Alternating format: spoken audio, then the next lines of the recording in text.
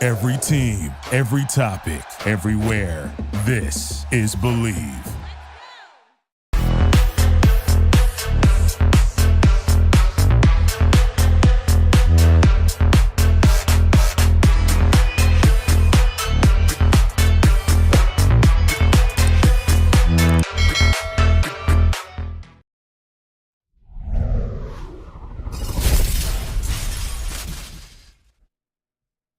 Hello and welcome to the Hoosier Football Tailgate. 25 hours from right this moment, the Indiana Hoosiers will take on the Notre Dame Fighting Irish in the first ever 12-team college football playoffs.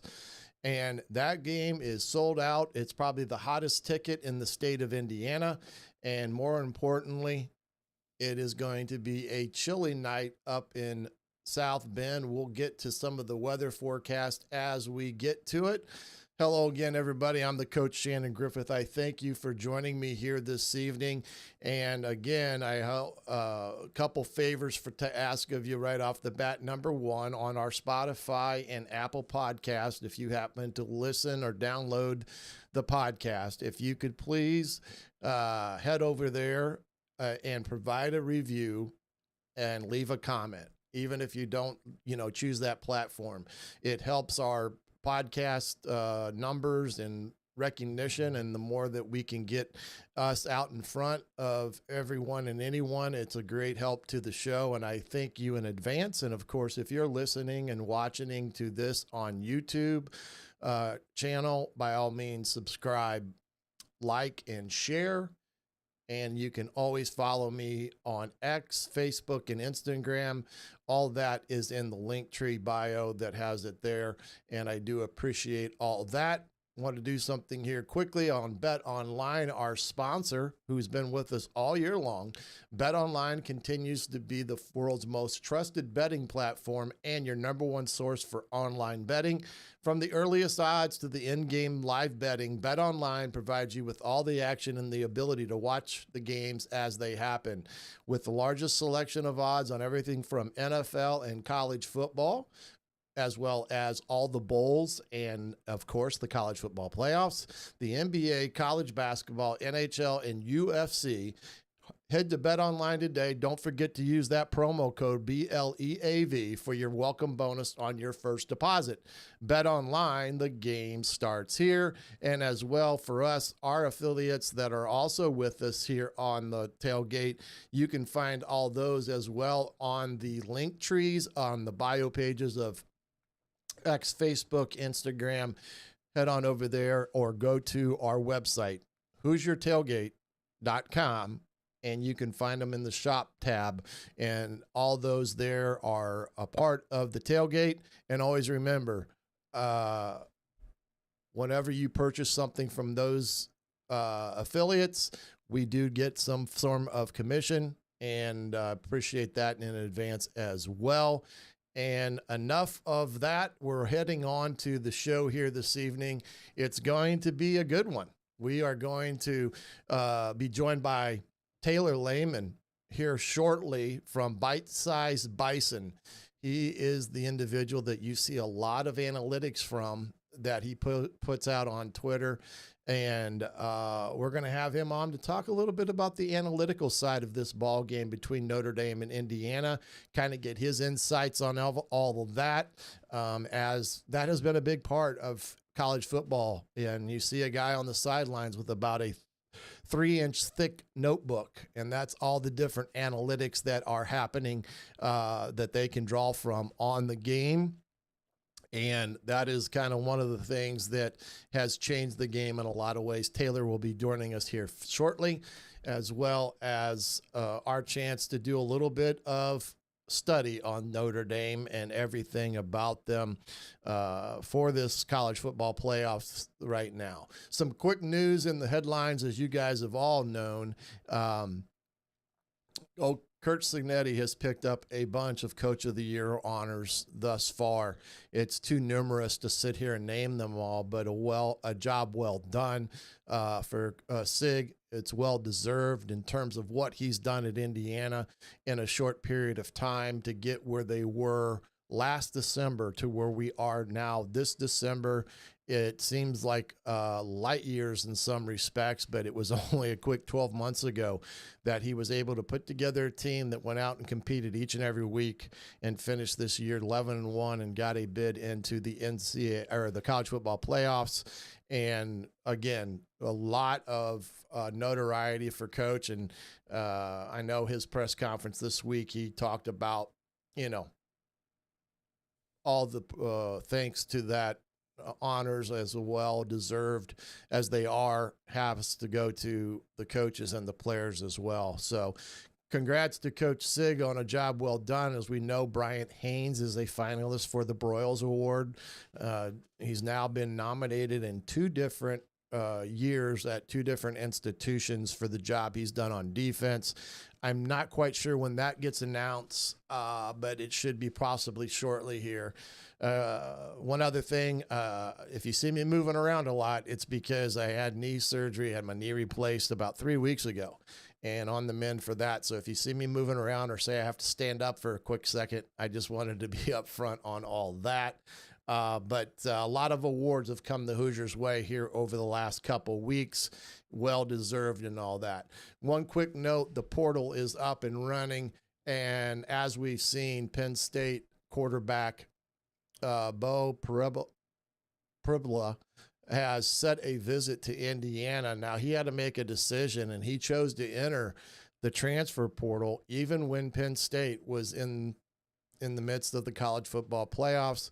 I'm not quite sure if that is a fair aspect for the kid, but he is set to visit Indiana as well as, other institutions, 2 others. As you know, Fernando Mendoza, the brother of our Alberto Mendoza, is also in the mix with Indiana as well. So as we know, Sig will only bring in players that have productivity to watch and evaluate. And they've done quite well in the portal. We'll have some of that update here in a second, but wanted to talk about that young man. Very dynamic player, can do it all, run, pass. I know Penn State utilized him anything, but he was definitely a somebody that Indiana has a great interest in at this moment. And then the transfer portal itself, that's one thing that I do think it needs attention in the NCAA. They're going to have to figure out this transfer portal in December because it's just not a fair assumption. And whether that is moving the season up in order to finish prior to the first part of January and then have a portal availability for about 3 weeks there. It all has to do with the semester starting in January as to why there's such a rush in December for these transfers so that they can go and get enrolled in classes for the second semester at the institution. I'm not always sure that's the best thing to have on the table, especially when it's impacting a young man's decision, or in case of the young man from Penn State, having to make a decision while his team's in the midst of the college football playoffs that he's going to transfer because Altmaier, the starting quarterback's coming back for another year. I just don't think that's the right precedent to be setting. So there is definitely some things that have to be adjusted there in this portal of all things. So those are some of the things we're going to talk about tonight, as well as getting into our first guest and only guest, Taylor Lehman from Bite Size Bison. I'm going to try to get him on here, and we're going to see if we can get this all set up. Let's see, I got him. Let's see if I can get him up. That's the question. So hold on, give me a second, because let's see here. There we go. And let's see if I can get him up here in just a second. There he is. Can you hear me, Tyler? Taylor, can you hear me? I can hear you. I can hear you, Coach. All right, good deal. So I did it and didn't screw things up, which I can do in that regard sometimes. So it's not always a great thing for me in that regard, but I figured it out and it looks like we're going. Just a quick thing for those of you that are in the in any of the rooms that are watching this live, by all means, feel free to add any comment, suggestion in the comment section. If it's a question that we can get an answer to quickly, we'll do so as efficiently as we can. But by all means, want to have participation as well as much as possible, and we'll see what we can get with all this. And getting some things lined up there. But Taylor, I appreciate you coming on here. And now I'm going to try to also bring up some of the analytical stuff that you put out and talk a little bit about that here in a second. But kind of give us some background here so everybody kind of knows some more about you and what you're doing with some of this stuff. Yeah. I know you're Fort Wayne based, so I'm from Northeast Indiana. Well, give up. I went Northeast to Indiana. Northeast Indiana covers a lot of ground. Where did you go to school? I went to school at East Noble High School. I'm from Kendallville. Okay. I spent a couple years at Homestead, but yeah, mostly from Kendallville. But what I do, or what I used to do, is cover Indiana football, and I mean, really all IU athletics for various sites. And for about a year or two, I covered Ohio State football as a recruiting reporter as well. And then I decided to not do that full time anymore, so I do a newsletter, and this is very data driven, as you were saying, some of the analytics stuff that I do, but by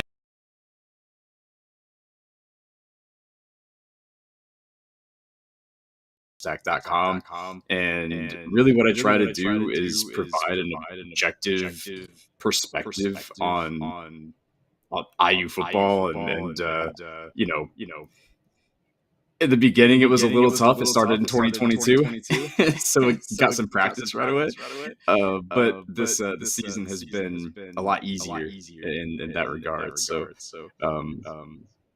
yeah, I do my best to try to provide some insight into what's happening on the field, and as well some recruiting ideas as well.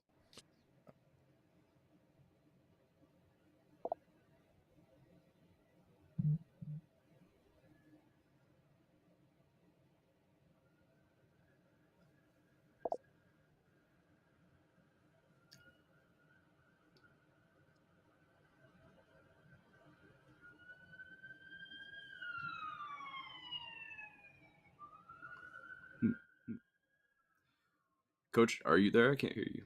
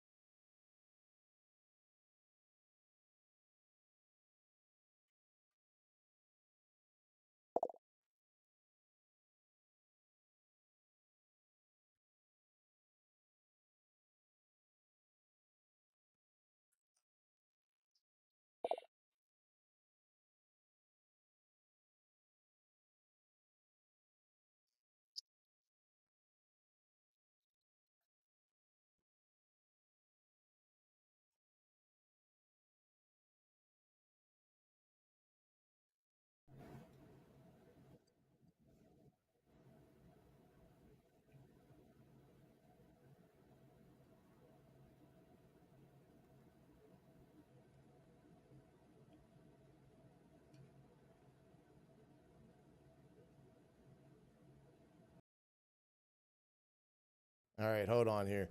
Taylor, can you hear me?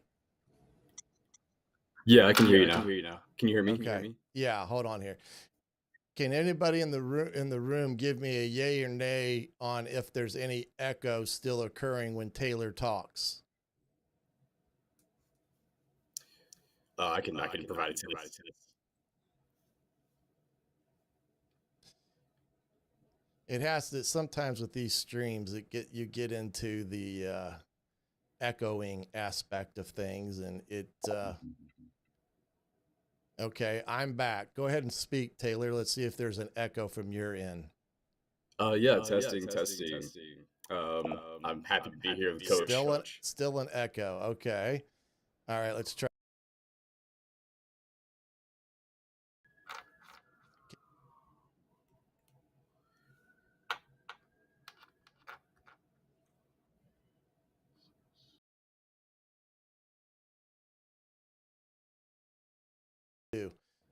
I want you to exit out and come back in. When Coach was muted, Taylor had no echo. Okay.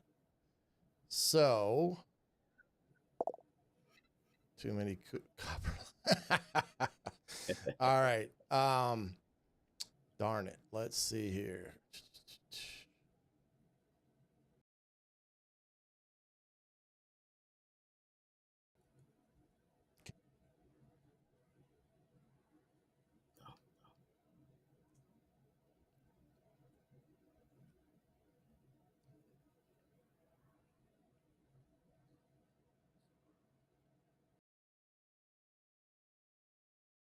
Okay, he's going to try to come back in. Let's see if it happens.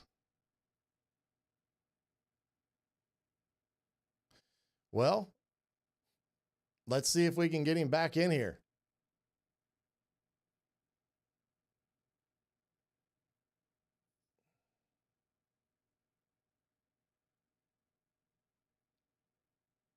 Maybe I.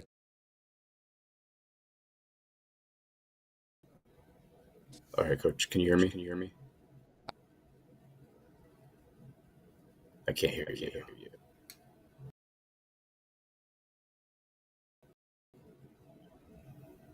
Can you hear me now? Yeah, I can hear you now. Okay, is there still an echo when Taylor talks?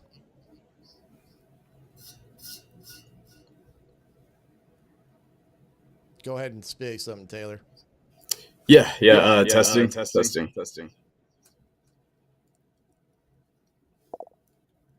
That's better. Is there no echo? I can speak again. Hey, Coach. Yeah. Give a testing 1, 2, 3, Taylor. Testing 1, 2, 3. Okay, there's still an echo. Okay, here's what I want to. Taylor, after I ask you a question, I'm going to mute my mic and see if that helps the equation. Okay? Okay. All right. As you were saying, go ahead and give what you are doing now and kind of talk about the data analytic aspect of things. Yeah, sure. So, so what I'm doing is a lot of data analytics, using some sources that various other sports analytics folks are using, CFB, FastR, and things along those lines to provide some sort of extra insight that I felt like wasn't really being provided on the Indiana beat when I was during my time there and after.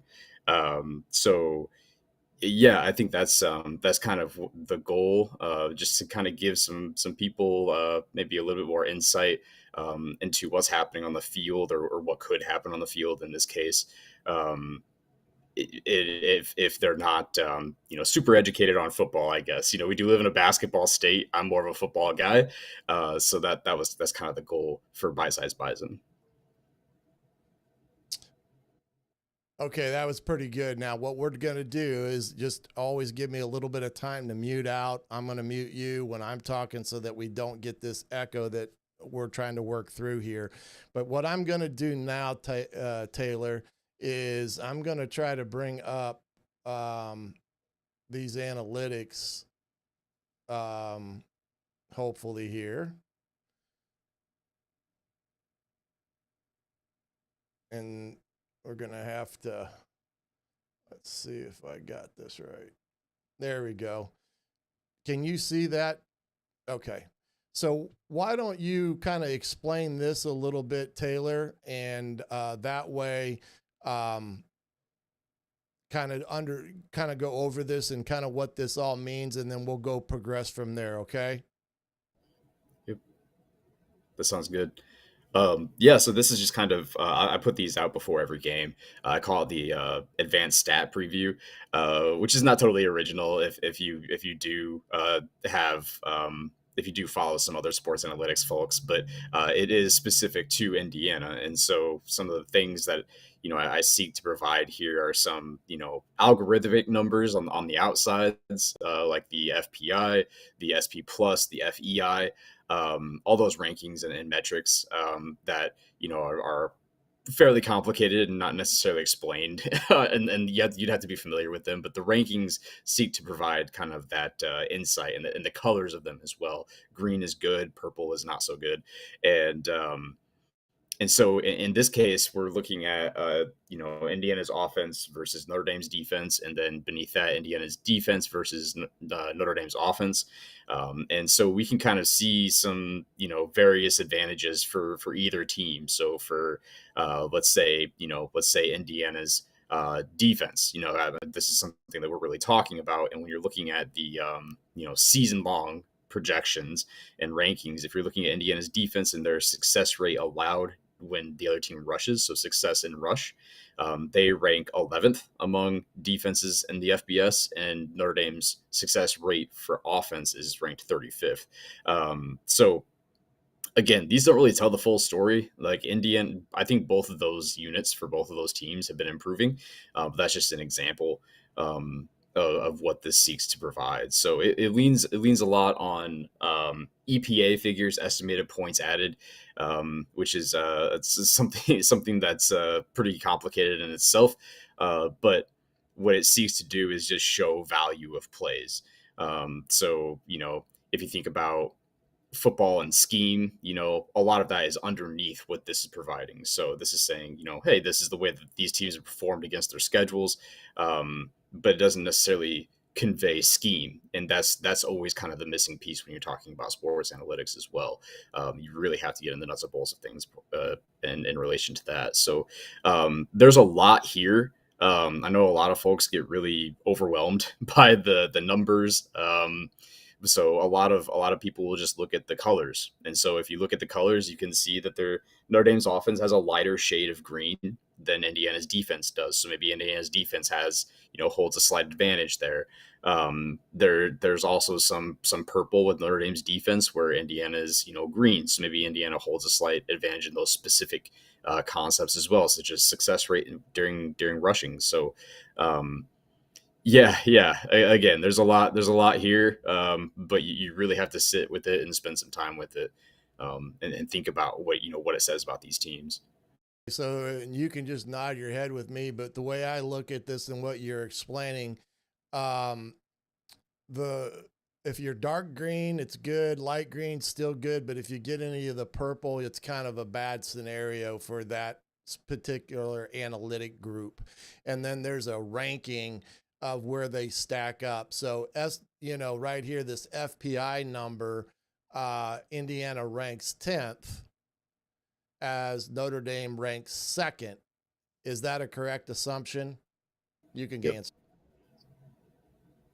Yeah, it is. It is that. Yeah, that's a much simpler way of explaining it than what I did. Yes, that is true. And so you can run through all those numbers. All the shaded numbers are rankings within FBS play, and then I've kind of placed them where you can compare them as they are on the field.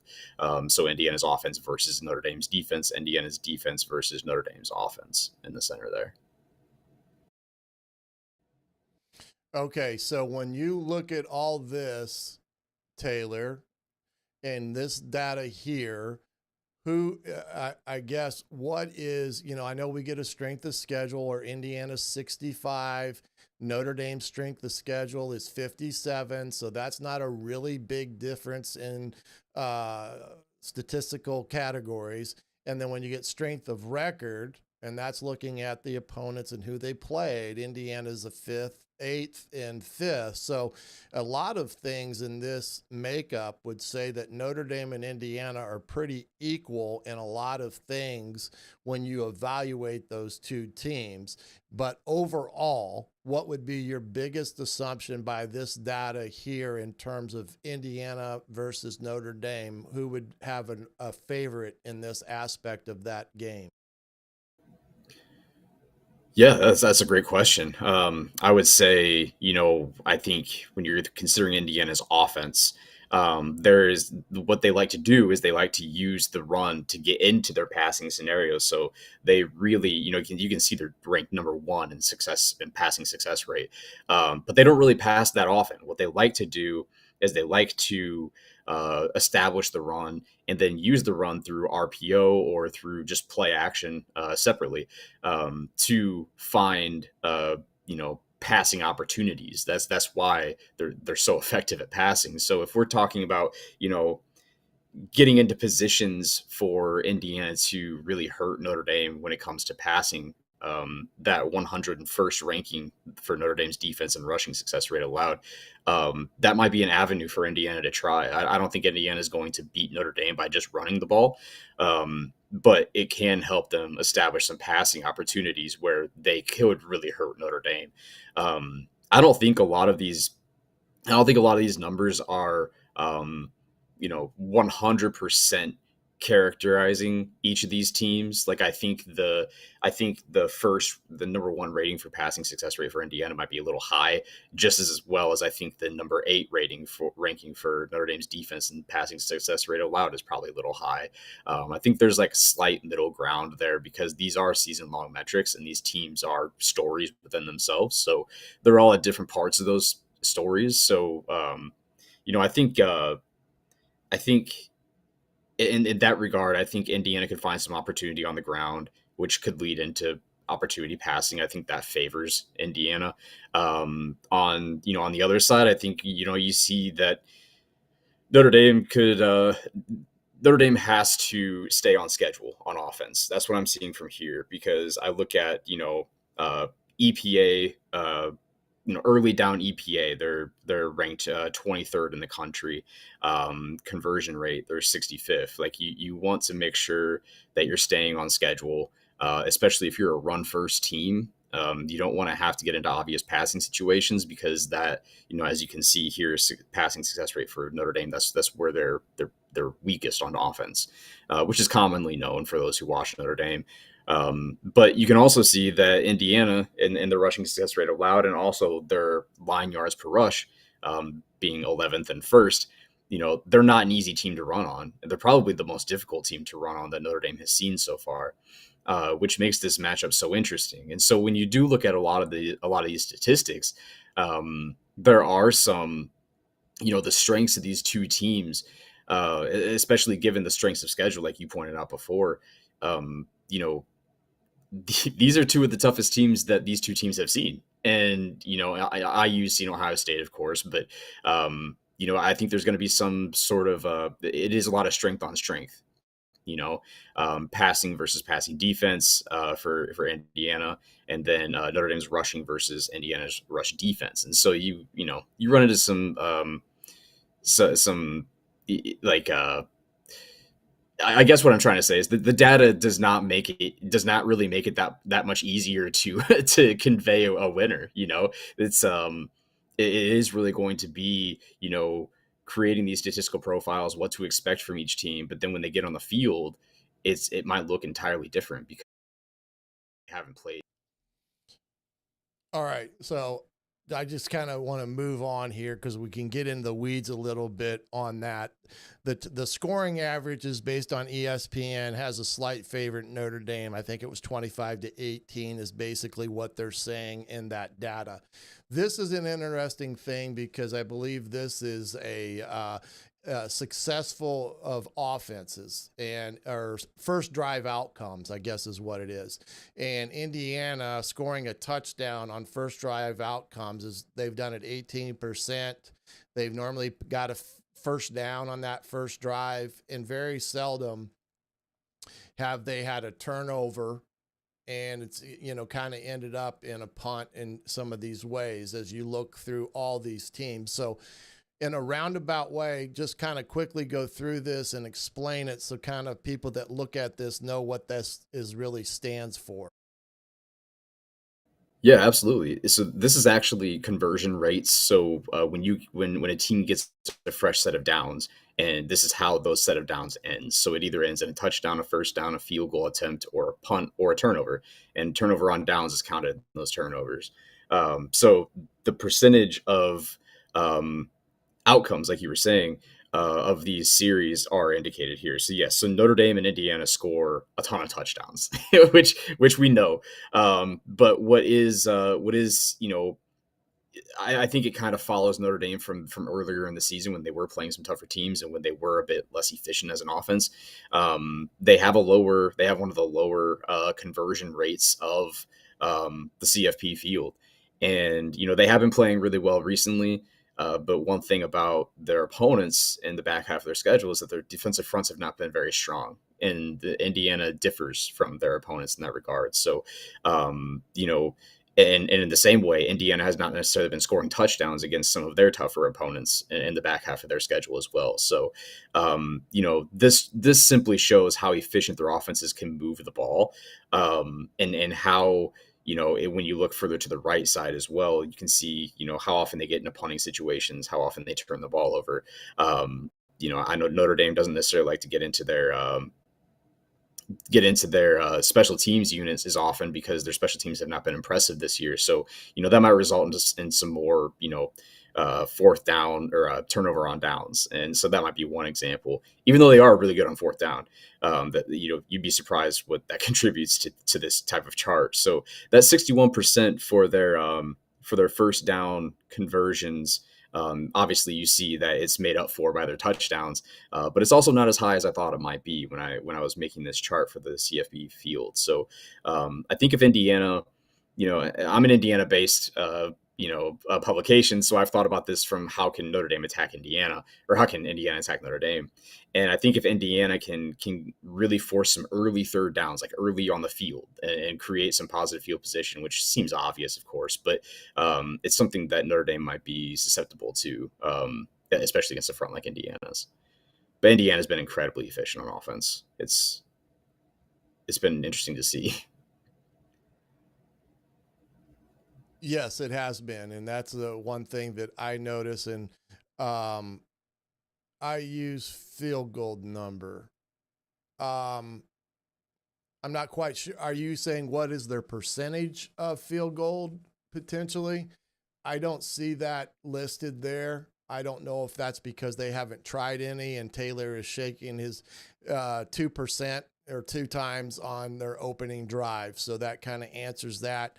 And then Derby had this one. It was amazing how close all 12 teams are. And that is the correct answer too, as it pertains to less than 3% since it got caught off. So very interesting component there as well when you look at all that aspect of it. Okay, I'm gonna move to the next, and then we can. Whoops. Okay. Let's see. All right. Now this one. Let's see if I can get it better situated here. Whoops. It's kind of giving me some funkiness here, like multiple ones. Let's hold on here.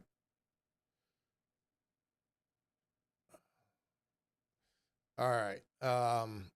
Let's take it off and put it back on because it looked like it was a little bit all over the place. But this was a kind of a defensive chart that showed how a defense, in terms of its, I believe it's a rush havoc, or it's a havoc status to that degree with everything.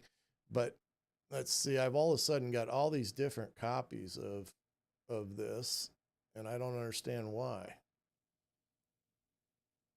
And that's why we're getting all this craziness up here. All right, now we're talking. Holy smokes, I'm having to adjust, adapt, and improvise all over the place tonight. This is a Havoc deal that is shown. I don't know why there's all these different. Yeah, this is crazy. On the different aspect of things when it comes to Havoc. And I'm hoping, Taylor, you can explain this in a rather quick fashion, because my computer seems to be wanting to make copies of all this, and it doesn't make a lot of sense of what it's trying to do here. So I'm going to let you explain it and go from there, okay? Okay.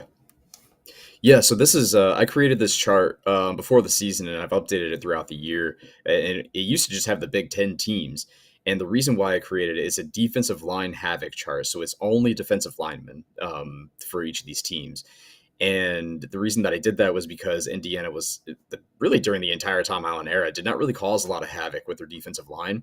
But I knew that that was a philosophical change that was going to happen with Indiana's defense with this new staff. They really prioritize just really getting after it with the defensive line and their linebackers too, but particularly the defensive line, especially when you saw, those havoc numbers at JMU last year. So this is a kind of a replication of that, just to see, how effective the defensive lines are by themselves within the college football playoff field. And you can see SMU has the most havoc instances, but this is actually ordered by percentage of havoc created by each defense. So what percentage of their havoc is coming from the defensive line. And so you can see Tennessee has the highest percentage of havoc coming from the defensive line. And havoc is defined as those figures at the top. So quarterback pressures, sacks, tackles for loss, fumbles, passes defended, or interceptions. And you can see most of them are quarterback pressures. But my goal was just to show how much does each team's defensive line, blow up plays, essentially. And the percentage of plays that Indiana's defense blows up is just over 31% with their defensive line. And so, that's obviously the second highest number in the college football playoff field. But what you might notice is that Notre Dame's is pretty low. They're down at 20%. And their total number is significantly less than Indiana's. And a lot of that is because there were some injuries for Notre Dame before the season started, and they are kind of a bigger, stronger defensive line in comparison to Indiana's, which is more fast. And even when you think about like Ohio State's, which Ohio State had, their defensive line hasn't been super impressive this year either, but they have a lot of speed. And so, and the thing about Notre Dame's defensive line is that it's mostly its interior that does a lot of the havoc creation. If I were to just do one of these charts for interior defensive linemen, Notre Dame would probably be at the top, because that's how strong their interior defensive line is. But their defensive ends have not been quite as productive as Indiana's, and that I think that's something, the interior defensive line play is something that I think could really hurt Indiana. I think their offensive line on the interior needs to be stout. They need to be better than they were against Michigan and Ohio State in order for Indiana to win this game. Darby, yep, T-minus 24 hours till we tee it up, and a lot of good statistical stuff here from Taylor. And let's see if we can bring us back into the fray here a little bit. With everything that's going on. There we are, back together again. Taylor, I wish we could have a little bit more dialogue and everything, but I do thank you for all the stuff that you've been able to accomplish and do with all this, because I think it's fascinating. It's a different side to look at the different aspects of a team, and that's just a few of them. There's a lot more data that you put out, and you guys can get him, follow him on X there at his handle down below, and he's got all that information. Now, before you go here, a couple things. One, tell us which of the data that you put out do you think is the most specific one, chart wise, that people should kind of take into account and look at? Yeah, I definitely think the advanced stat preview for sure. Um, this game was a little tougher because these two teams, their season long statistics aren't necessarily going to tell the story that happens in this game. And like I said before, because the they haven't really played teams exactly like each other. And particularly, I think in Notre Dame's case, and when Indiana played Ohio State, there were a lot of things that they did that were uncharacteristic in that game. The special teams turnovers, not being able to handle the environment. A lot of it wasn't really statistical, and a lot of it wasn't even really related to scheme necessarily. So, I think it's going to be what I recommend people do is I'm going to do a shameless plug, but on my X handle I have posted the full preview, and there are some particular numbers that aren't necessarily in data visualizations that kind of tell what might be the hinge points for this game, which I think could be Notre Dame's rushing attack against Indiana's rushing defense. Indiana's rushing defense has been the best in the country for the back half of the season, and so it's not gonna be easy for Notre Dame to rush against Indiana's defense. But at the same time, Indiana's defense hasn't seen a rushing attack like Notre Dame's, and so that's an example of like some of the overestimation that we've seen from these two teams based off of their schedules. And so like the data doesn't really tell the full story, but I can kind of convey an idea of the strengths of the team. And that's the goal for some of this data, particularly this week. In the middle of the season, it was a lot more indicative. But for something like this, I feel like the narrative of the matchup that I told and the preview is probably the best thing. Yeah, I appreciate that aspect of it's a it's a very interesting dynamic when you start analyzing these numbers and the things that you've put together. I find it very interesting, even though I don't necessarily always understand that data point on some of this. But man, I appreciate what you do. I followed you all year long with everything that you've kind of put out. And in a lot of respects, in a lot of these games, you've been pretty spot on in terms of who had the upper hand, or who was likely to come out with a W against whoever Indiana was playing, or in the case of the Ohio State game, it was not in Indiana's favor, and unfortunately that's the way it turned out. So I appreciate you, my man. And one last thing, just kind of give your overall where they can reach you at and all that good stuff. Yeah. So my X handle is at the bottom there by Taylor L. I'm also on Blue Sky as well with the same tag name, and the Bite Size Bison is the name of the Substack. I promise, if you Google it, you're not going to find anything else. I can promise that. So if you Google it, and if you've ever Googled Kirk Signetti as well, you'll find it. And yeah, I mean it is subscription based, but this preview was free for Notre Dame. So, if you want to be a free subscriber, there's a preview or, short free previews of each of the paid articles and things. So, and then whenever you feel like, you want to become a paid subscriber, that's awesome. But there's over 1,200 subscribers total, free and paid. So there's always a benefit, and there are some free resources too, like a scholarship chart that I maintain throughout the off season, and try to give some transfer portal and recruiting updates, and coaching and roster updates as well. So, yeah, no, it's kind of year round. I'm a football junkie, so I don't really have an off season. So that's I love it. But Coach, I did do some research on you, and you may have talked about this already. But didn't you give Bryant Haynes his first college football job?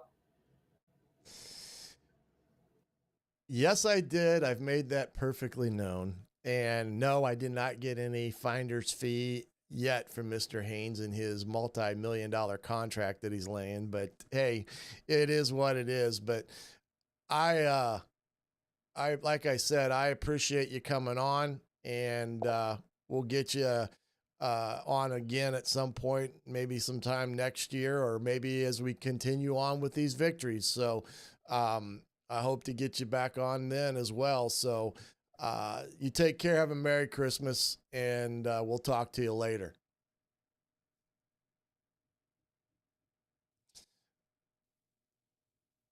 Well, I thank Taylor for being there, and I thank for you guys for keeping with me there as we figured out that mic scenario. And I tell you, sometimes, as we know, electronics has the name of their own when it comes to doing stuff, and it will do its stuff no matter what you try to do with everything. So I appreciate that. And like I said, he is a very good at what he does and what he shows up on his page. I know he's got a Substack page as well that you can get all of that. And again, it's good that he was able to get on and explain some of that, because I personally at times do not understand all of it. So the glitch. Yeah, the glitch always gets me, Robert, as we know. Me and my glitches happen quite often. That's something I have to improve upon for next season, is my glitches, to get myself in a better setup in that regard. But he does a great job with everything. And like I said, he's been very good with a lot of stuff that he's put out all year long in that regard. And it's been very, very good from my perspective. Helps me with some of the stuff that I do as well with everything. So some of the things I wanted to follow up on today is some of these, the schedule for this weekend. As we know, Notre Dame and Indiana tomorrow night, ABC, ESPN, 8 o'clock. College Game Day will be there to do a lead up to the ball game on Friday night. So one thing that I will say, again, that area around Notre Dame Stadium is very, I guess you would say, congested. It's not it's very tight area there by the Joyce Center and everything there. So if you're planning on going up, give yourself plenty of time to get up there and get situated with all the parking and stuff, and find out the best way and the best places to park at.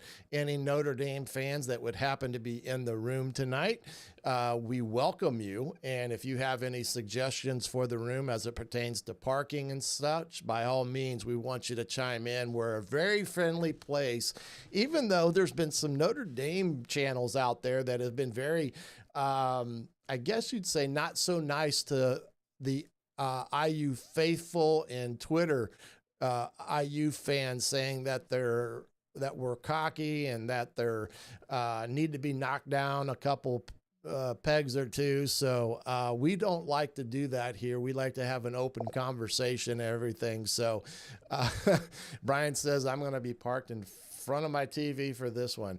Well, it's probably going to be a good place to be, Brian. With it only going to be about 20 degrees at kickoff. SMU, Penn State tomorrow at noon, and then you have Clemson in Texas kicking off at 4 o'clock on Saturday. Both those two games, SMU and Penn State and Clemson in Texas, will be on TNT or Max. So make sure that you're aware of that. ABC, ESPN will not have it, nor is Fox involved or CBS. Then at the night game that night, 8 p.m. kickoff, ABC, ESPN, Tennessee at Ohio State. That again should be a pretty good ball game. With everything, that Ohio State is a 7-point favorite in that one.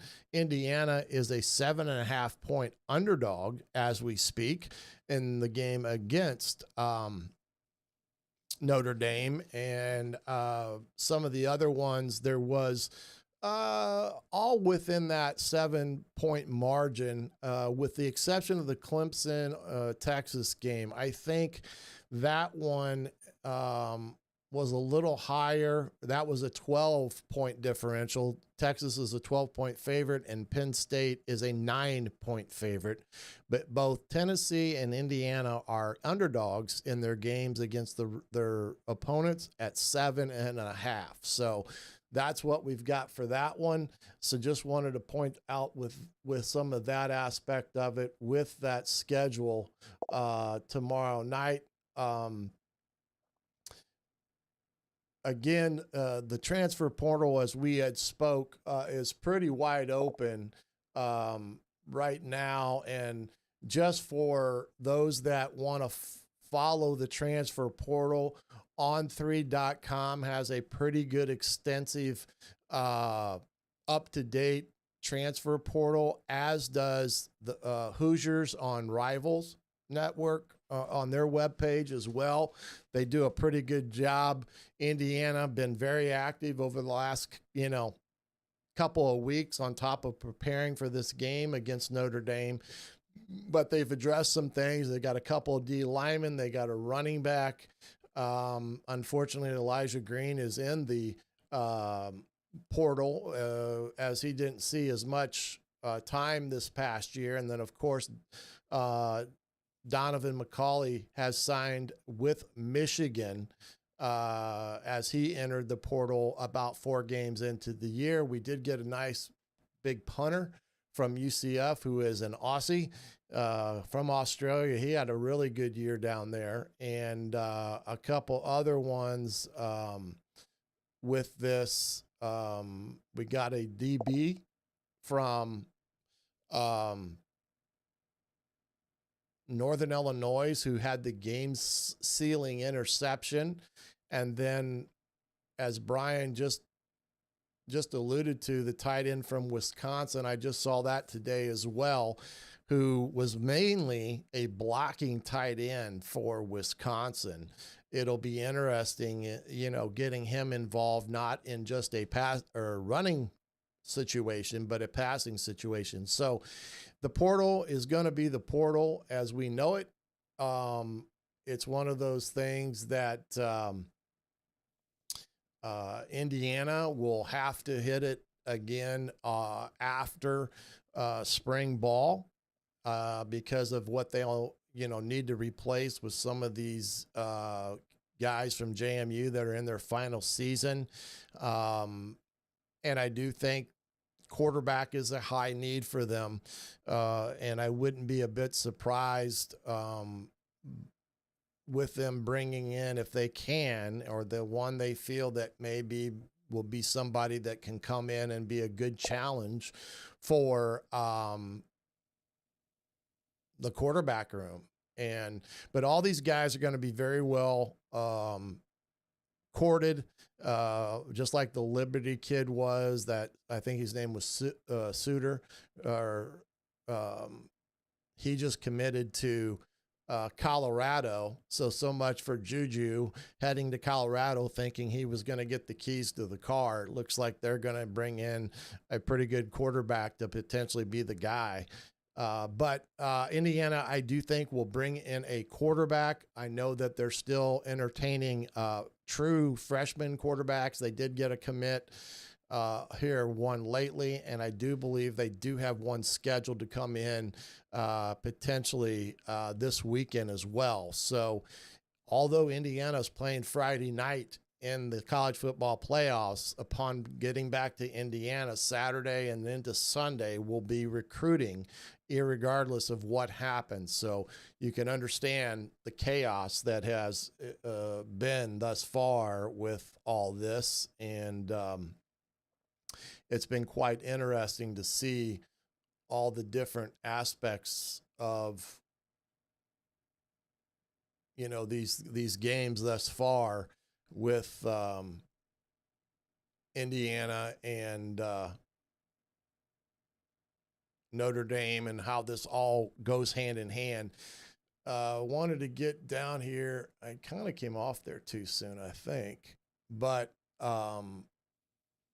let's see here. No, I guess I didn't. I thought I missed something there on the transfer stuff, and I guess I didn't in that regard. From all that, so wanted to do a little bit of forecast for up there in South Bend. 20 degrees is the scheduled forecast. And as you can see on my screen, some snow flurries are possible in the area with a wind of 10 miles an hour and a gust up to 18. So it's going to be rather chilly at the kickoff tomorrow night up in South Bend. So dress appropriately, and we may see some of the white stuff falling from the sky. I do not think it's going to be anything of the accumulating kind, but it could be similar to what we saw versus Purdue in the game at the end of the season. So that is always a possibility. I wanted to go over this Notre Dame depth chart just to point out some guys before we get to some of the video here this evening.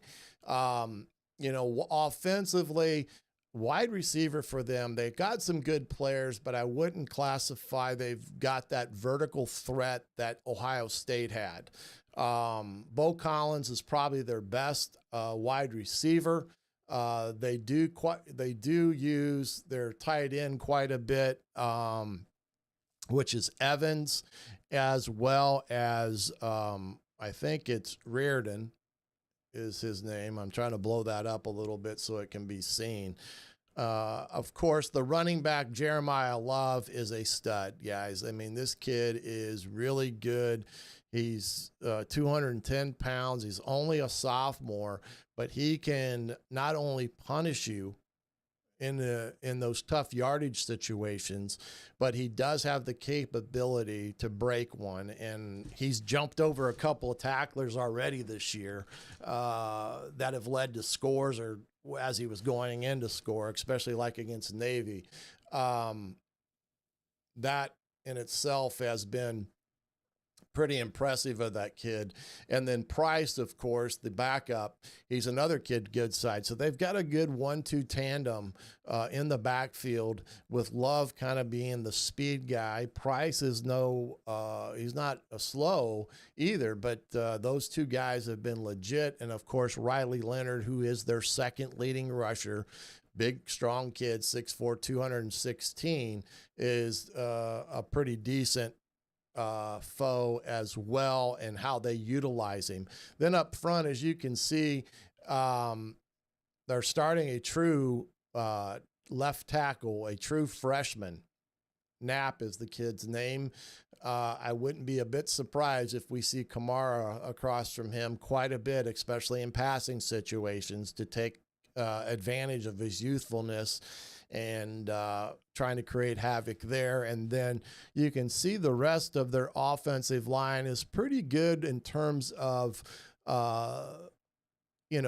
juniors and seniors and graduates, and, a good sized group of young men out there. And the center is a pretty good player. He's 6'5", 310. Spindler, 6'5", 325. He's a grad. And then Wagner, the right tackle, 6'6", 290 pounds, redshirt sophomore. So they're definitely built by the run. Their quarterback, Riley Leonard's a big part of their offense. So Indiana is going to have account for him in all phases of the game, including spying on him when they need to in passing situations. But they're built to run the football. That's what they want to do. And in the passing game, they want to get the ball in and out of the hands of the quarterback. Then when you look over here at their defense, Burnham, number 40, he is kind of a guy that can line up anywhere on the field. He's an impressive kid. Riley Mills, the D lineman, 6'5", 295. Good, strong player. The big one there they got back is the Howard Cross kid. He's coming back from injury. He's been sidelined for the last couple 3 weeks with whatever injury he had, but he's coming back. So that's a big boost for their defensive line. And then Oben, 6'3", 265. Their D-line is not what I would say is in the caliber of Ohio State or Michigan. I would say they are a solid, quick defensive line, but I do not think they're in the category of those two different defenses that Indiana has seen. Jack Kaiser, the will linebacker, he's the young man out of Indiana. He comes from Pioneer High School in Royal Center, Indiana. Was a quarterback. They converted him to a linebacker. He's very active in what they do. They will bring 5-man pressures with their linebackers pretty consistently all day long. I've never really seen them overload or bring more than 5, but their pressures are built on 5-man pressures for the most part. And both Kaiser and Bowen are the two big linebackers for Notre Dame. The Snead kid is what we call as a rover. You'll see him line up at linebacker depth, but he'll kind of be all over the field. Very athletic, can move sideline to sideline, so he's really good. If they go to their nickel, Jordan Clark, number 1, is the gentleman that comes in. And then when you get into the two cornerbacks, the first two, they're both young cornerbacks. You've got Leonard Moore, who is a true freshman, and Christian Gray, who is a true sophomore. Very talented cornerbacks. They can do the job out there, but there's no question Indiana is going to have to go after both of them on Friday night because of their youthfulness and try to get guys matched up against them. But both of them, 162, 6 foot, but very good. Their two safeties, Xavier Watts, number 0, was very active in their pass game, but also in their run game. He's the guy that's going to probably fill the box when one of the linebackers blitzes on a 5-man pressure. You'll see him come down a lot into the box and trying to be that extra man at the point of attack. And then Aiden Schuler, the other bound safety, number 8. More of a true free safety, and Xavier Watts is more of a strong safety. Watts is the more active guy than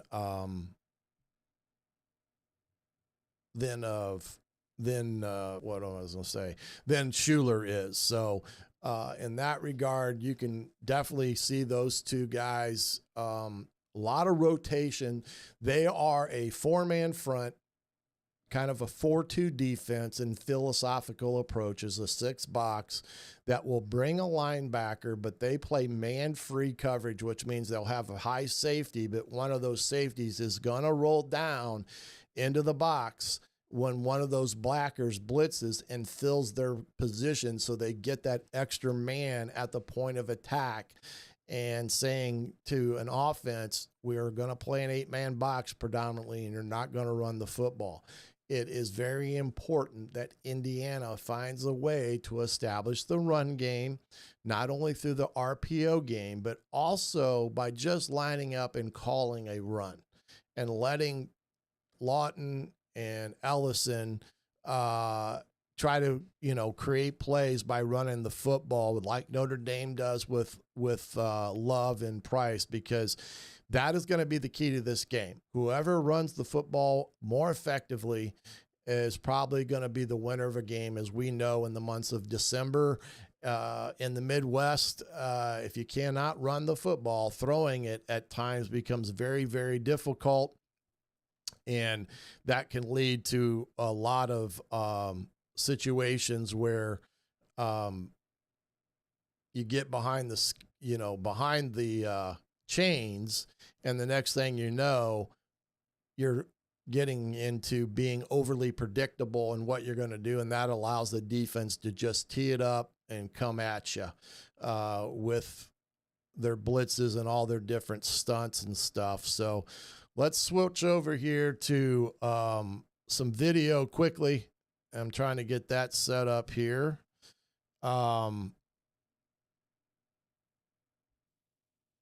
Let's get over to that. Here we go. Their last game against USC. USC did a great job in this ball game. Notre Dame actually had 2 pick sixes with USC inside the 5-yard line, and they both came up big, and that was the difference in this ball game, was those 2 pick sixes. But here, I'm going to let some of this just run, but you can see here, this is the Love kid. You can see how he runs. He gets the ball, gets vertical, and he will drag people. He is my type of running back. This is the one thing that Indiana has to guard against, is they cannot lose contain against Riley Leonard. If you let him outside of you like this, he will hurt you, as he was able to get 5 or 6 yards there just because he got outside. As you can see, they do like this quick screen game. Mike Denbrock is a coach that I know coached against in our Division II days. He is a very well organized offensive coordinator. Here's again, USC coming with the corner strike at the top, and he doesn't do what he should be going for. His aim point should be that the right shoulder, and he gets underneath him, and whoops, Leonard escapes it and was able to get a big play down the sideline, and he's got speed now. He's not a slouch of a running back. Here they come with some pressure. Again, quick passing game. And USC played a lot of man-free like Notre Dame did, but Riley Leonard is going to throw the ball in and out of his hands quick, because they do not want to have drop back passes, and that's what you got to do. You got to step up and make plays in space and force Notre Dame to drive the field. Again, you can see the power of Love here. I mean, I want to go back to that last play, because I think this is it. No, this is the pass. But this play here shows how physical he is running the football. Boom. He loaded on that safety. And you better pack a lunch against this cat, because he is a physical running back that takes no prisoners. That's for sure. And then here's the run game they like to use, Riley Leonard.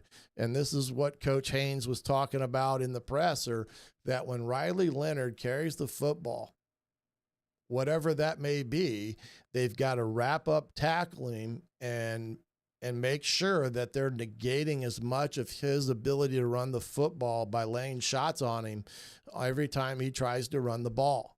Again, quick throws.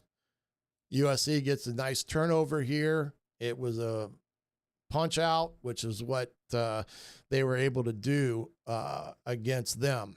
Here's a 3rd and 9, very big play. They're coming after him. Again, they lose contain, but they do a great job in coverage, and it leads to Notre Dame having to punt the football. 3rd and 10, doing a little 5-man stunt, but too much time.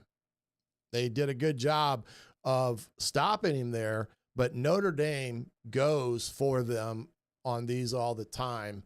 And on 4th and 1, I'm going to do some of that here in a second, where we do the tails of the tape. I'm going to move ahead here to some of the offense. Here we go.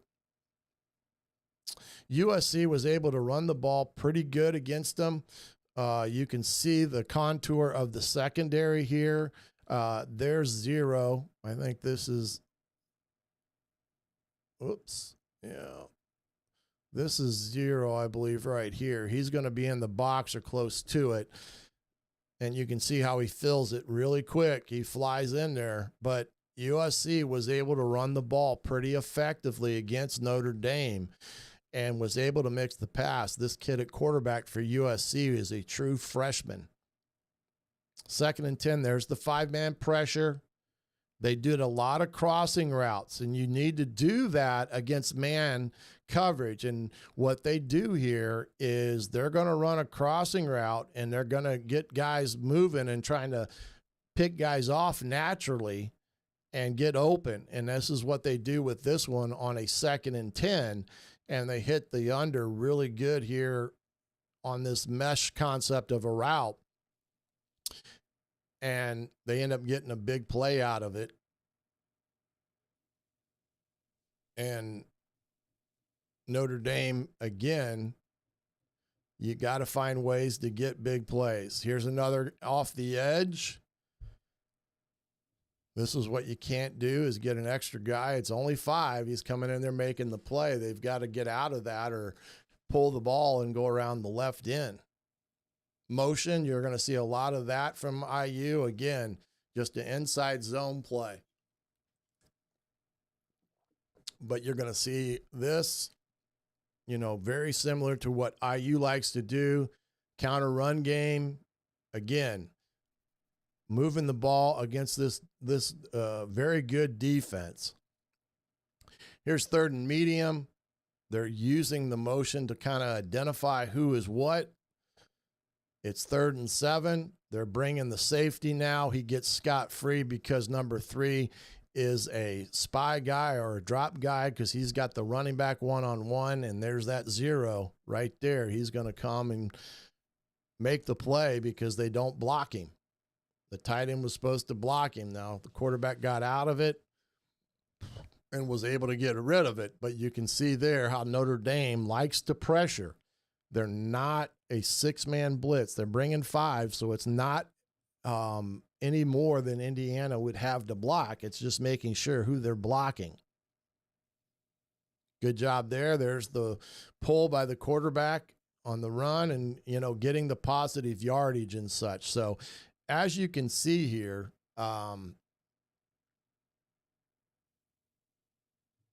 USC had some good plays. This is a great play, little slip screen that goes for big yardage. And then I think this is their touchdown pass right before the half to tie it up at 14.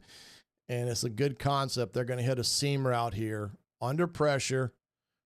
Oh, this is the ball over the top that I thought was a catch and wasn't.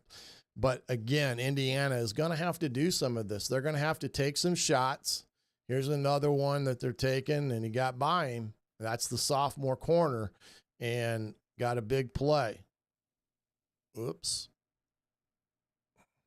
Let's see if I can get to the next play. Yeah, I think that was it that I had there. Yeah. So, again, Indiana, with this game, is going to have to run the football. They got to find ways to run the football. It just can't always be inside zone, outside zone. Creativity. Coach Shanahan is going to have a creative run game plan against this Notre Dame defense that likes to bring 5-man run pressure blitzes on 1st and 2nd down because their goal is to get you in 3rd and long as much as possible. And I'm going to show you the statistics and stuff that let's get here. Let's see where'd I put those? That's now where I got to find them. Let's see here. Just a second. I want to get the tail of the tape to show you how close these two teams are in this ball game.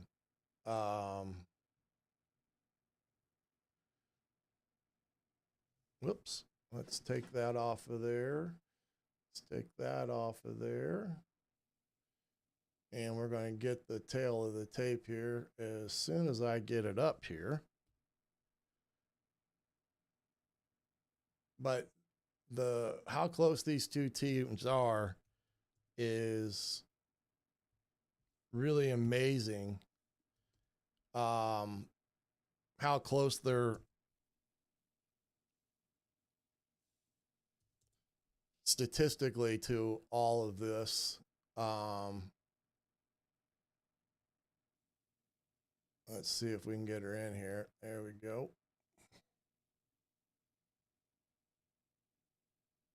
All right. This is against the two offenses head to head. As you can see, scoring wise, both of them have had a successful year putting points on the board. Indiana, 43 points a game, pretty impressive for Indiana. Rushing game, you can see the differential there. Notre Dame, almost 225 yards a game to Indiana's 174. Pretty good differential, but both teams have run the football. Passing offense, Indiana 265 to 196, and you get the total offensive yards per game. Big difference here in the third down conversions. Not that it's bad. Notre Dame being at 38%, Indiana right there at 48% on third down. That is amazing. And then fourth downs, Notre Dame 76% on fourth down. So if they get it in that 4th and 3 or less, you can expect them, if the field position's right, to go for it. Both quarterbacks have thrown 5 interceptions and points off a turnover. Notre Dame has done very well with that. 141 points off of turnovers. Indiana, very good red zone touchdown percentage, 82% for that one. So you can see pretty good there by both teams in terms of how close they are. Defensively, it's amazing. 10 points separate how many points they give up.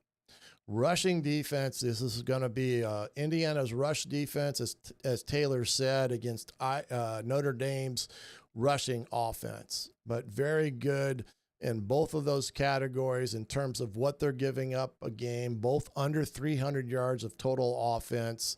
Third down percentages for their defenses, look at that, 31%, 31%, and then including fourth down. Yeah, that's true. I mean, that's why Indiana has to stay and create havoc and keep them behind the sticks in everything that they do tomorrow night. Indiana's done good off of turnovers in terms of what they've given up. And then, of course, look at that. Both are at 57% in red zone touchdowns. So this is going to be a dandy of a ball game tomorrow night in terms of these two teams being so closely matched. It's pretty impressive.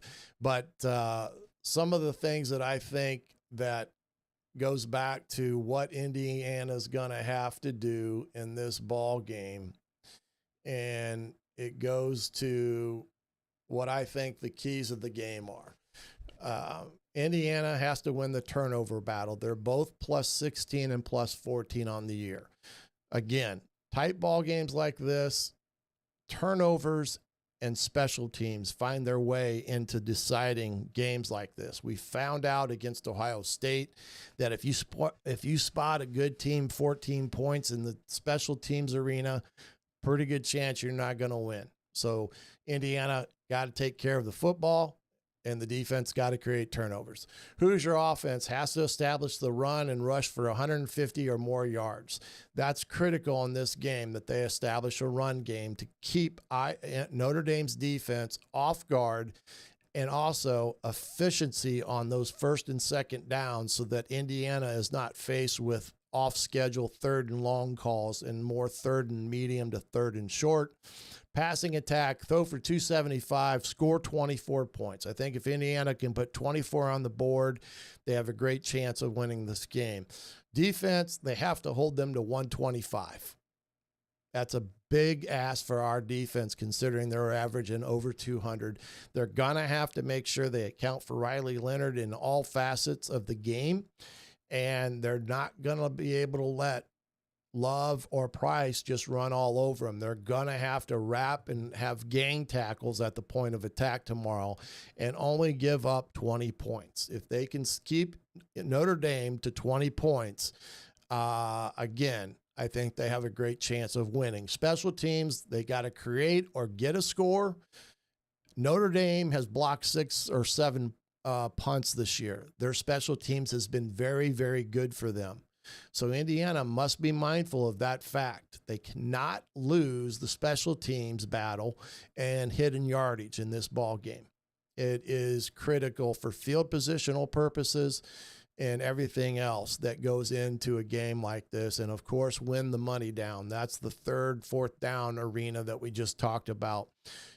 Getting Notre Dame off schedule, getting Notre Dame uncomfortable on having to rely on throwing the football in situations where they'd rather run it, and Indiana being able to convert on third and medium, third and short, because they're very efficient on first down and second down. That will be always a very big factor. So Curtis is going to have a great game. The offensive line's going to have to produce. The wide receivers on the outside have got to win the one-on-one battle tomorrow. They have to win those battles. They have to find ways to get open, and they have to be able to create big plays as well as Indiana not give up big plays. IU's defense cannot give up the cheap score. They have to make Notre Dame earn every inch that they gain and force them to drive the football to get touchdowns. They cannot let Love or Price scamper on a 60-yard touchdown run, or Riley Leonard to find a way to run for a 40-yard touchdown. They've got to make them earn it. They got to make them earn it every step of the way, and they have to create field position for the offense through that and special teams. It's going to be a dandy of a game. There's no question about it. These two teams are very similar in styles and philosophy on both sides of the ball, so it's going to come down to whoever can run the football and hold on to the football and not give up the big play. And if Indiana can get 24 on the board, I believe they can win tomorrow night in South Bend. Tall task to go into Notre Dame's house and come out with a victory, but they have every capability to do that, from their quarterback to the receivers to their defense and our secondary. So those of you that are going up tomorrow, have a safe trip and enjoy the football game.